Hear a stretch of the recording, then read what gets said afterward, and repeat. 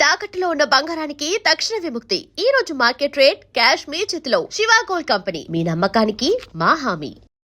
నమస్తే, welcome to I dream. నేను వలి. సిద్దిపేట జిల్లాలో తల్లి కొడుకు కలిసి మహిళల్ని చాలా దారుణంగా చంపేశారండి. మీరు వింటుంది నిజమే. తల్లి కొడుకు ఇద్దరూ కలిసి ఆ ఊళ్ళో ఉన్నటువంటి మహిళల్ని టార్గెట్ చేసి ఊరి బయటకు తీసుకెళ్ళి, అంటే ఇంట్లోనే చంపేసి ఊరి బయటకు తీసుకెళ్ళి కాల్చిపడేస్తూ ఉన్నారు. నిజంగా ఎంత దారుణంగా ఉందంటే ఒక్కసారి మీరు వీళ్ళ స్టోరీ వింటే షాక్ అయిపోతారు. వీళ్ళది సిద్దిపేట జిల్లా భూంపల్లి గ్రామం. ఆ భూంపల్లి గ్రామంలో డబుల్ బెడ్రూమ్స్ ఉంటాయి కదా, అక్కడే వీళ్ళు ఉంటా ఉన్నారు. ఒక కిరాణా దుకాణం కూడా వీళ్ళు నిర్వహిస్తూ ఉన్నారు. అక్కడ ఆ కాలనీలో చుట్టుపక్కల ఉన్న వాళ్ళందరూ కూడా ఆ కిరాణా షాప్కే వస్తూ ఉంటారు, సామాన్లు కొనుక్కుంటూ ఉంటారు, వెళ్ళిపోతూ ఉంటారు. అయితే ఈమెకి ఒక దుర్బుద్ధి కలిగింది.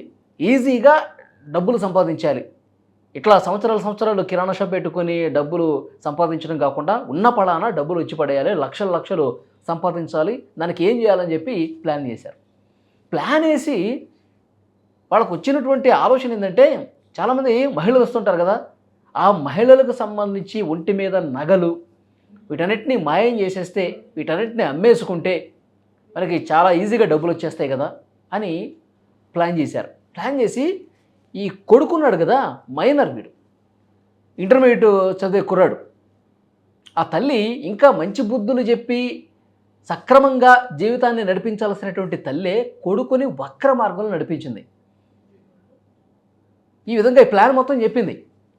మన దగ్గరికి షాప్ దగ్గరికి వస్తున్నటువంటి మహిళల్ని మనం టార్గెట్ చేయాలి, వాళ్ళని మాయ మాటలు చెప్పి ఇంట్లోకి తీసుకెళ్ళి చంపేయాలి, తర్వాత వాళ్ళ ఒంటి మీద ఉన్నటువంటి నగలన్నీ కూడా తీసుకోవాలి, తర్వాత వాళ్ళు ఊరు బయటికి తీసుకెళ్ళి పెట్రోల్ బస్ తగిలిపెట్టారు. ఇది వాళ్ళు అనుకున్నటువంటి ప్లాన్.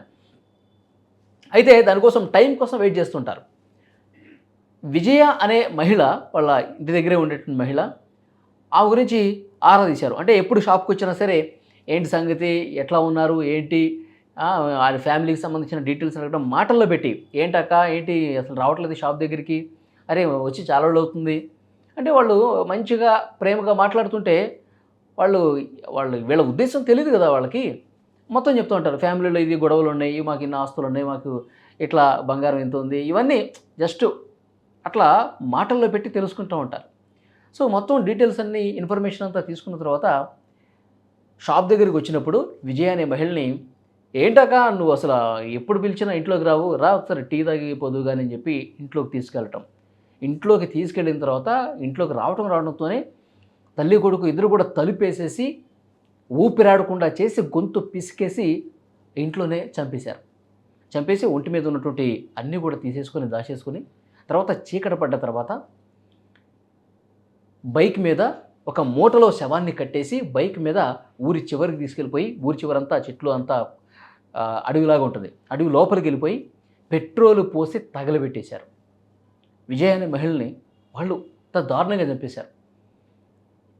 ఈ విజయ వాళ్ళ భర్త ఏమో అసలు ఇక్కడే రజిత వాళ్ళ కిరాణా షాప్కి వెళ్ళింది ఉదయం, అట్లా వెళ్ళింది లేదు, మళ్ళీ కనిపించకుండా పోయింది అని చెప్పి ఇక్కడ వీళ్ళని అడగటం, ఏదో సామాను కోసం వచ్చింది, ఇచ్చేసామో వెళ్ళిపోయింది, మళ్ళీ ఎడిపోయిందో మాకు తెలియదు అని చెప్పి వీళ్ళు సమాధానం చెప్పటం. సో పోలీసులు కంప్లైంట్ ఇచ్చారు. పోలీసులు కంప్లైంట్ ఇస్తే పోలీసులు ఆ సీసీ కెమెరాలు ఇన్వెస్టిగేషన్లు అన్నీ చూస్తారు కదా. సో ఆ ఊళ్ళో ఉన్నటువంటి సీసీ కెమెరాల్లో ఏదో కొంచెం తేడాగా బిహేవ్ చేయటం, ఏదో సంచి మోసుకుంటూ వెళ్ళటం, ఇదంతా గమనించారు. యాక్చువల్గా ఆ ఊళ్ళో ఉన్న జనాలు ఏమనుకుంటారు, ఆ కిరాణా షాపుకు సంబంధించిన సామాన్లు ఏవో తీసుకెళ్తూ ఉంటారు, వస్తూ ఉంటారని చెప్పి అనుకుంటారు కదా. కిరాణా షాప్ అన్నాక పట్నం నుంచి అన్నీ కూడా సరుకులని వాళ్ళ షాప్ కోసం తెచ్చుకుంటారు కదా, అలాంటి మూటేమో అనుకున్నారు. కానీ మనిషిని చంపేసి ఆ మూటలో కుక్కేసి తీసుకుపోతున్నారని చెప్పి ఎవరు అనుమానం పెంచుకోరు కదా.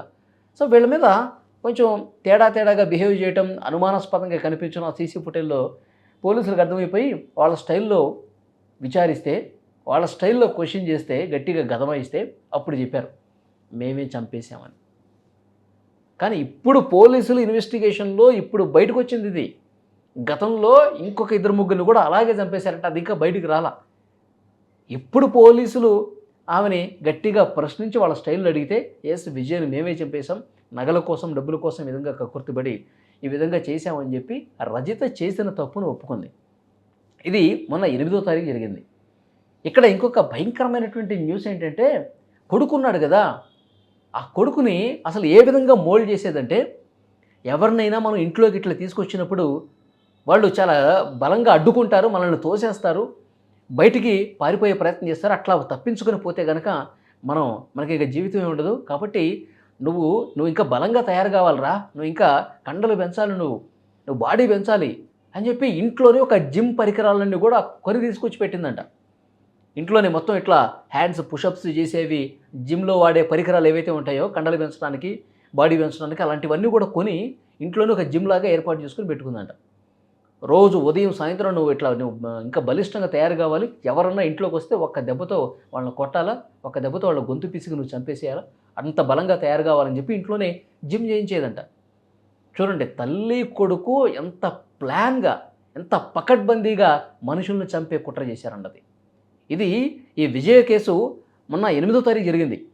మే 28వ తారీఖు ఇంకో కేసు అండి. దానికి సంబంధించిన డీటెయిల్స్ పోలీసులు వెల్లడించారు. మే 28వ తారీఖు కుంటా రేఖ ఆమె పేరు. ఆమె కూడా సేమ్ ఇదే విధంగా కిరాణా షాప్కి రావటం, కిరాణా షాప్కి వచ్చి ఏదో వస్తువు కావాలని చెప్పేసి అనటం, ఏంటక్క నువ్వు ఎప్పుడు వస్తావు కానీ ఇంట్లోకి రావు, ఎన్నిసార్లు పిలిచినా రావు, మనం ఒకటే అని చెప్పి ఇలా మాటల్లో దించేసి మెల్లగా ఇంట్లోకి తీసుకెళ్ళి సేమ్ ఇదే విధంగా చంపేసి ఊరి బయటకి తీసుకెళ్ళిపోయి ఆ అడవిలో పెట్రోల్ పోసి మళ్ళీ సేమ్ పెట్రోల్ పోసి తగలబెట్టేశారు. ఆ కేసు ఇప్పుడు బయటకు వచ్చింది. ఇప్పుడు పోలీసుల ఇన్వెస్టిగేషన్లో ఇదంతా ఇప్పుడు మళ్ళీ తెలిసింది. మే 28వ తారీఖు కుంటా రేఖ అనే మహిళను కూడా ఇదే విధంగా దారుణంగా చంపేశారు.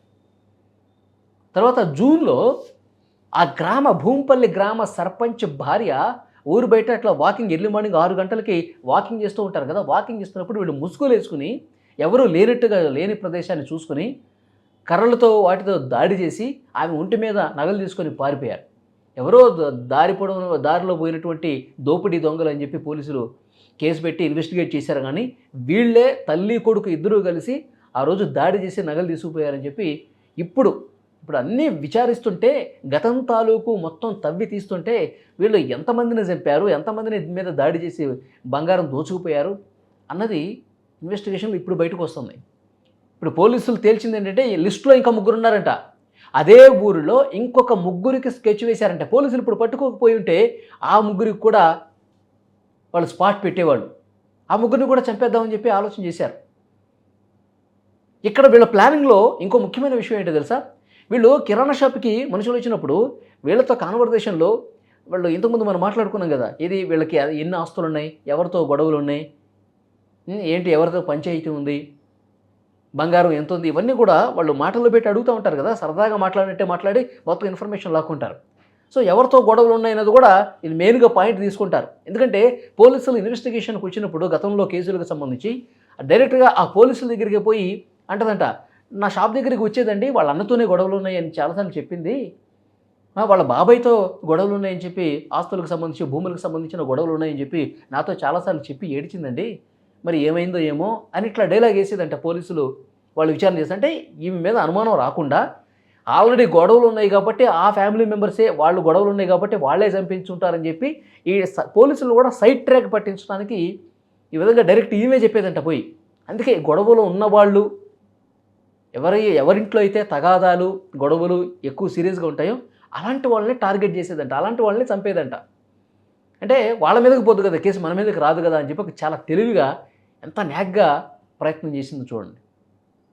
నిజంగా ఈ రజిత అనేటువంటి మహిళ తన కొడుకుతో కలిసి దుర్మార్గంగా చంపేసింది. ఇంకా ఈ కేసులో ఇంకొక భయంకరమైనటువంటి ట్విస్ట్ ఒకటి ఉంది. యాక్చువల్గా వీళ్ళు 3 ఉంటారు, తల్లి కొడుకుతో పాటు రజిత భర్త ఆయన అనారోగ్యంతో మంచాన పడ్డాడు. అయితే ఈ కేసులకు సంబంధించి, ఈ చంపడాలకు సంబంధించి ఆయనకి ఏమాత్రం సంబంధం లేదు. కానీ ఈయన బాధితుడు. భార్య ఎంత ఇబ్బంది పెట్టిందంటే, భార్య బాధితుడు అనమాట. వేడి నీళ్లు కాళ్ళ మీద పోసేసిందంట ఒకరోజు. మొత్తం నడవటానికి లేకుండా పోయింది, మంచానికే పరిమితం అయిపోయాడు. దీని వెనకాల ఒక మహాకుట్ర ఉంది. అతనికి ఇన్సూరెన్స్ చేసిందంట ఈ మహాతల్లి. ఇన్సూరెన్స్ చేసి ఇప్పుడు వరుసగా చంపుకుంటూ పోతుంది కదా, వన్ ఫైన్ డే భర్తను కూడా చంపేసి ఇన్సూరెన్స్ క్లెయిమ్ చేసుకుని మళ్ళీ ఇన్సూరెన్స్ డబ్బులు తీసుకుందామని చెప్పి ప్లాన్. ఇట్లా ఊళ్ళో ఉన్నటువంటి జనాలను చంపటం, ఇంట్లో ఉన్న భర్తను చంపటం, ఇంకా లిస్టులో 3-4 పేర్లు కూడా రెడీ చేసి పెట్టుకున్నారట. ఏ రోజు ఎవరిని ఎట్లా చంపాలి, ఎవరిని ఇంటికి పిలవాలి, లోపలికి పిలిచి ఎట్లా చంపాలి అన్నది కూడా మొత్తం ప్లాన్ చేసుకున్నారట. ఎంత దారుణం చూడండి. సిద్దిపేట జిల్లాలో భూంపల్లి గ్రామంలో ఈ కిలాడి లేడీ గురించి వార్త బయటకు వచ్చిన తర్వాత మొత్తం స్టేట్ షేక్ అయిపోయింది. ఎంత మంచిగా అక్క చెల్లి అనుకుంటూ మాట్లాడుతూ కిరాణా షాప్కి వచ్చిన వాళ్ళని మాటల్లో పెట్టి ఇంట్లోకి తీసుకెళ్ళి లిటరల్గా ఇంత గొంతు పిసికి చంపేస్తారా? బంగారం కోసం, పూర్తిగా డబ్బులు ఈజీగా సంపాదించడం కోసం ఇంత దారుణానికి తెగబడ్డారు చూడండి. సో పోలీసులు ఈమెను అరెస్ట్ చేశారు, రిమాండ్కి పంపించారు. ఆ కొడుకు మైనర్ కాబట్టి జువైనల్ హోమ్కి పంపించారు. నిజంగా ఈమె మైండ్ సెట్ ఏ విధంగా ఉందండి? ఈ వీడియో చూస్తున్న ప్రతి ఒక్కరూ స్పందించండి. ఇంటి దగ్గరే కిరాణా షాప్ నడుపుతూ ఇంత దారుణంగా ఇంటి చుట్టుపక్కల ఉన్న వాళ్ళని చంపేసి ఊరి బయటికి తీసుకెళ్ళిపోయి పెట్రోల్ పోసి చంపేస్తుందంటే నిజంగా కొంచెమన్నా భయం ఉందా?